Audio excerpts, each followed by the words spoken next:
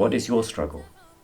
What is your hardship? Maybe you're trapped in an abusive marriage who told the authorities that I want to stay in prison with my teacher. Dark, horrible, lonely place. There is a paradise in this world. He said, what can my enemies do to me? There was no happier person in the prison than he said, when we would find things difficult and we would begin to lose hope and the earth would become restricted for us, we would go to him 5,000 times a day. I would say some of these du'as, and they got me out of some of the most extraordinary situations that when you hear these stories, it will completely blow your mind and you will not be able to believe. You do these du'as and you will see your life change. If you are watching this and you're going through a struggle and a hardship, this video is for you.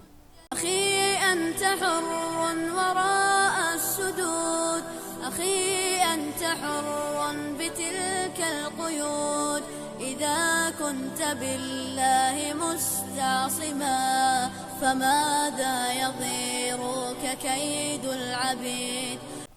بسم الله الرحمن الرحيم. Assalamu alaikum wa rahmatullahi wa barakatuh. Last year I went to someone's house to buy some second-hand furniture. I went to this house and it was a huge double-fronted house, like a £5 million house. In the driveway there were 7 Audis parked with private number plates. I went inside the house and began talking to the young man who lived in that house, and there was a small boy that was playing nearby. And as we got talking, he began to tell me his story of how his son had been afflicted with cancer, and for 3 years during COVID they had spent most of their time in the children's hospital, doing Ramadan there, doing all night long. He said for several months we just stayed there, and it was a absolutely terrifying experience to think of the thought that you may lose your child. If someone was there and they didn't know this, they might have looked at this family or looked at this man and thought, what do they know about life struggles? Look at their house. Look how many cars they have. Look how much money they have. What do they know about life struggles? Let me tell you a secret. All of us are struggling. Everyone is struggling. Let me say that again. Everyone is struggling. That family in the £5 million house with all of these cars, they are struggling. That brother you see with the six-pack and the fit body, the MMA champion, he's struggling. That sister with the beautiful skin and the beautiful hair, she's struggling. That man, that couple who just got married and they had the perfect wedding and they went on honeymoon, they are struggling. That woman with 8 healthy children, she's struggling. That man with the business, which is doing well, he's struggling. They may not be struggling in the way that you are struggling, but believe me, they are struggling, because all of us are going through our own hardships. What is your struggle? What is your hardship? Maybe you can't sleep. Maybe you're trapped in an abusive marriage. Your in-laws are holding you captive in prison. Maybe you are in debt. Maybe your business is failing. Maybe your health is failing. You're battling cancer. Maybe you're struggling to get married. Maybe you are married, but you can't have children. Maybe there's a problem with your child. Everyone, all of us are struggling. Let me ask you another question. When was the last time you left your house in the cold without wearing any clothes on? You might think that's a very strange question to ask. Yet going through life's hardships and trials and difficulties without Allah's help is like going out into the cold without wearing any clothes. Ibn Taymiyyah was a famous scholar, you may have heard his name. He lived in the 13th and 14th centuries, and he died in the year 1328 of the Christian era. Now, the last 2 years of Ibn Taymiyyah's life he spent in prison in Damascus, Syria. The ruler at the time, because he didn't like some of Ibn Taymiyyah's opinions, he put him in prison for 2 years. His students were also put in prison with him. Eventually, all the students were released except one, who told the authorities that I want to stay in prison with my teacher. The name of that man was Ibn al-Qayyim. And you may have heard these names, Ibn Taymiyyah, Ibn al-Qayyim. So Ibn Taymiyyah was the teacher and Ibn al-Qayyim was the student. So Ibn Taymiyyah spent the last 2 years of his life, he actually died in prison. And prisons in the 14th century were not like some of the prisons you may have heard me describe or you will hear me describe in my videos, where there's activities and there's gym and there's different types of food. The prison that Ibn Taymiyyah was in was a dark, horrible, lonely place. Ibn al-Qayyim, he wrote a book, and I'll show you this book. It's called The Invocation of God by Ibn al-Qayyim. And he talks about the remembrance of Allah, and he describes in this book, and this is actually the same book that I used to have with me and read in prison. So Ibn al-Qayyim in this book, he describes some of the sayings and actions of Ibn Taymiyyah in prison because he spent those 2 years with him. He said that Ibn Taymiyyah said that there is a paradise in this world, and whoever does not enter the paradise of this world would not enter the paradise of the next. When he was put inside the prison, he said, what can my enemies do to me? My paradise is in my breast, and wherever I go, it goes with me and it doesn't leave me. He also said, the true prisoner is the one whose heart is imprisoned from his Lord, and the true captive is the one who is held captive by his desires, who is a slave or a prisoner to his desires. Ibn al-Qayyim described that one morning I sat with Ibn Taymiyyah. After he prayed the Fajr prayer, he stayed on his prayer mat and he continued to remember Allah, repeating Allah's names until sunrise.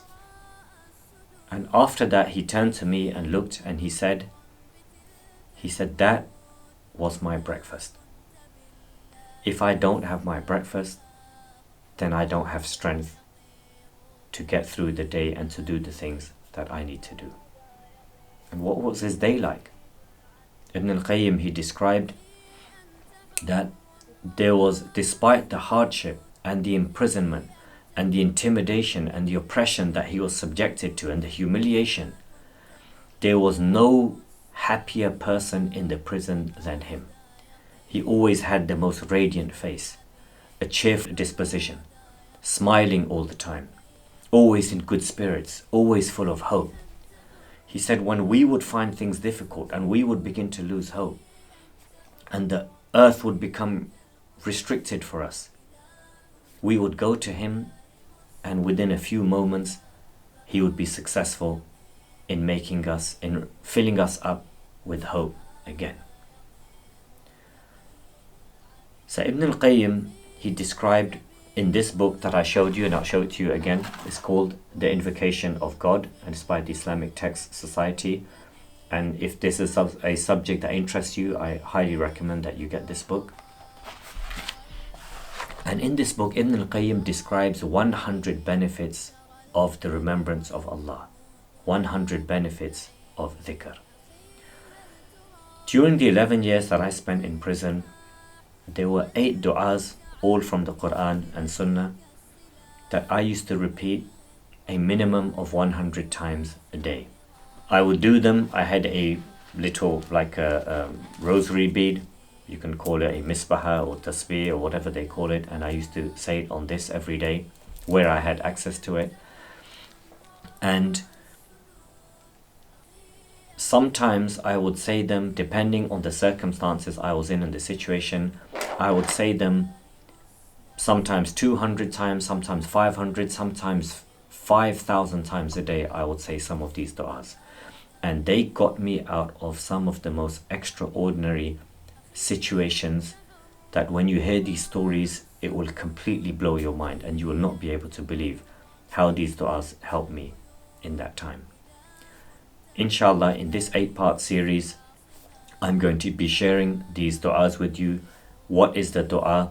What is its significance? Where does it come from? Why is it so special?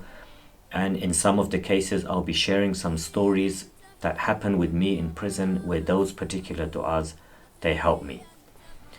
And I will give you a guarantee. It's not my guarantee, this is Allah's guarantee. You begin to say these du'as 100 times a day, and Allah guarantees you will get strength to get through your hardship.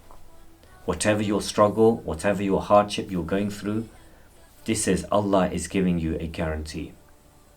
And His guarantee is not like the guarantee of humans. This is not my guarantee. You do these du'as and you will see your life change. So the way I'm going to structure this series, inshallah, is each part I will talk about one of the du'as, and I will talk about it, and then I will also record me saying that du'a 100 times. So for those of you that don't have a rosary bead, or you're driving, or you find it difficult to make your remembrance on this bead, you can listen to it, put it on your put it in some AirPods while you're driving, while you're working. You can have it when you're at home, you can have it on the background, and you just follow along with me, and you will have those particular 100 du'as. So each week we will get one of these du'as and we will build upon it, and inshallah by the end of 8 weeks you should be saying these 8 du'as 100 times a day, and just wait and watch the wonders that it brings you. Before we go, there was a small request that I wanted to make of you.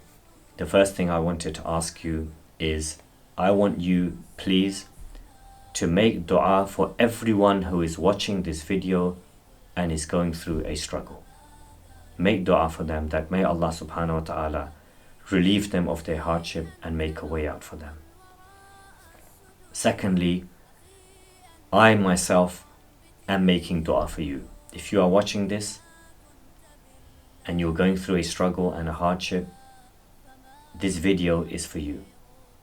And I'm making du'a for you. May Allah subhanahu wa ta'ala lift your hardship and relieve you of your struggles and give you strength to go through what you are going through.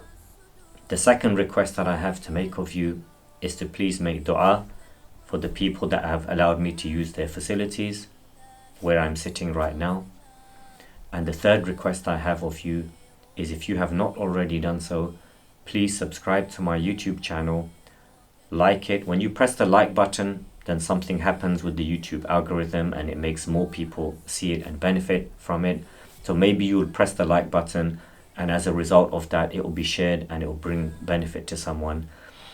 Subscribe to my channel, like the videos, comment on them if you benefited from them, and also share them amongst your family and friends so that more people can benefit from them. And if those people benefit from them and they begin to make these du'as, then it will also be on your account and you will also get this reward. I will leave it here, and I hope to see you in the next video. Assalamu alaikum wa rahmatullahi wa barakatuh.